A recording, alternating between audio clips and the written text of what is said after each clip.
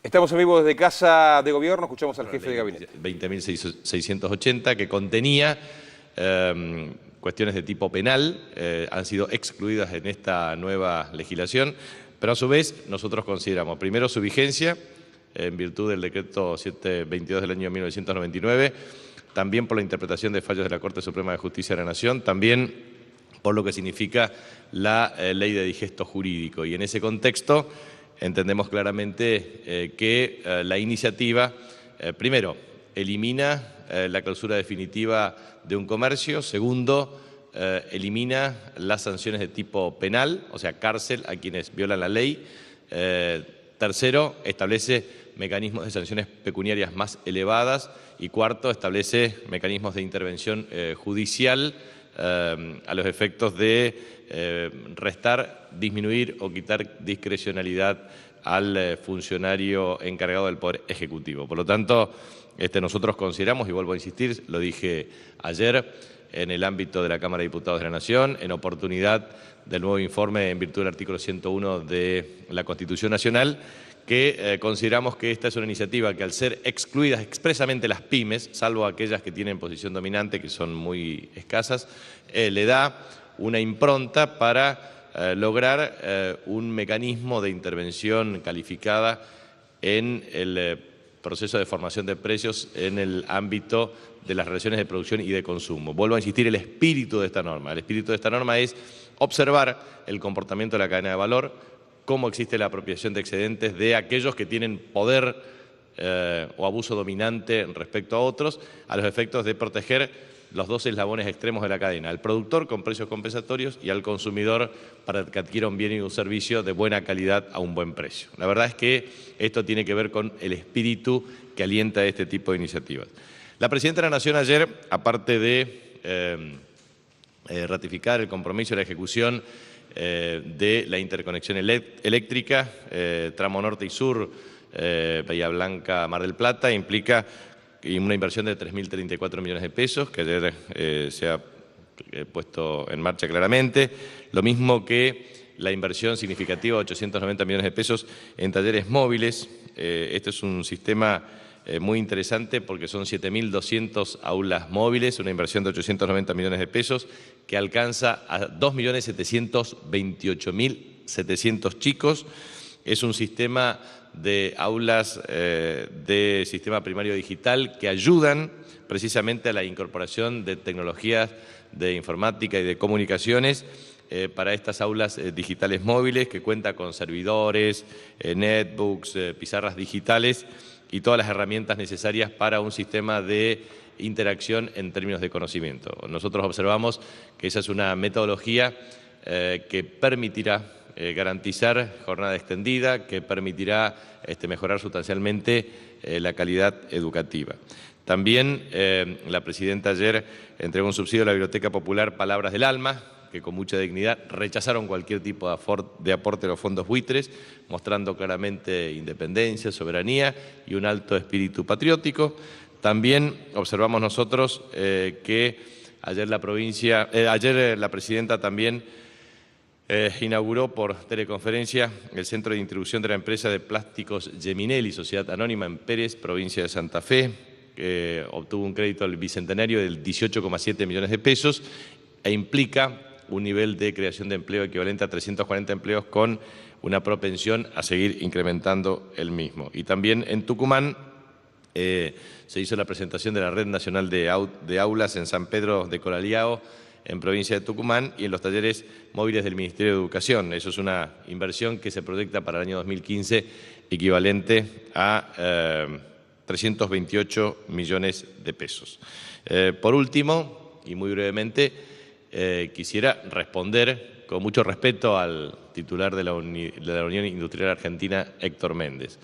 La verdad es que catalogar como una dictadura a la mayoría en el Congreso del Frente para la Victoria constituye una acusación temeraria, absolutamente infundada, y que es una falta de respeto a una institución de la democracia, a un partido político, a un frente o a una alianza electoral. Ustedes saben que tanto nuestros senadores como nuestros diputados los que forman parte del Frente para la Victoria y a su vez los que forman parte del interbloque, porque no necesariamente en algunos casos cuando se votan determinado tipo de iniciativas legislativas no pertenecen al Frente para la Victoria, pertenecen a otros partidos políticos, a otras coaliciones electorales, a otros frentes o alianzas electorales, pero que convergen en decisiones que consideran razonables, oportunas y de alto consenso para iniciativas de carácter legislativo. La verdad es que el Congreso de la Nación tiene 257 diputados y 72 senadores. Todos son elegidos por la voluntad popular. Obviamente el señor Héctor Méndez no es elegido por la voluntad popular, es elegido en representación de sus pares y siempre los grandes grupos económicos ponen a empresarios de menor envergadura relativa para que representen sus intereses, precisamente para defender en forma encubierta sus intereses. Es decir, constituyen verdaderos mascarones de proa para que digan lo que ellos no se animan a decir. Entonces, nos parece muy importante entender cómo funciona el sistema económico y comunicacional en la República Argentina y en el mundo. Los grandes grupos tienen, a través de medios de comunicación y a través de analistas, economistas, muchos periodistas también, su estrategia de comunicación y dicen lo que ellos quieren decir. Me parece razonable, legítimo, pero lo tienen que hacer en el marco del respeto y del disenso que toda democracia debe tener. En este sentido, una acusación de esta naturaleza merece el repudio, porque finalmente lo que nosotros tenemos en el ámbito del consenso de las leyes en el Congreso es precisamente la posibilidad de disentir o efectivamente estar de acuerdo o con el consenso en estas iniciativas. La verdad yo no sé de qué se quejan, porque cuando uno observa a la oposición, en realidad toda la oposición representa genuinamente los intereses del G6 o de grupos concentrados de la economía argentina y también de otros intereses internacionales. La verdad que tienen ellos una calificada representación en el ámbito del Congreso, lo que sí creo que no coincide con la mayoría del pueblo argentino que le brinda al Frente para la Victoria la mayoría en el Congreso desde que gobierna. Y nosotros sabemos muy bien que cuando el pueblo vota y apoya la voluntad popular es precisamente para tomar decisiones soberanas como la que ejerce la Presidenta de la Nación en ejercicio de su liderazgo. Ministro, buen día. Diego Colaberardino, de Radio El Mundo. Dos consultas. Primero, una aclaración. ¿Qué fue lo que dijo usted ayer respecto a erradicar la pobreza cuando hizo la exposición en la Cámara de Diputados? Obviamente entiendo a qué se refiere, pero ¿cuál fue la frase justa? Porque escrita apareció de distintas maneras.